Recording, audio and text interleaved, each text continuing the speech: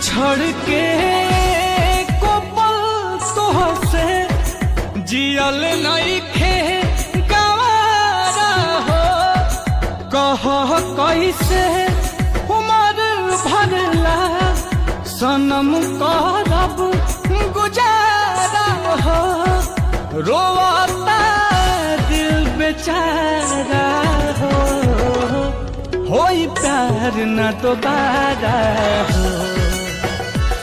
होई प्यार न दोबारा हो। होई प्यार न दोबारा हो। होई प्यार न दोबारा।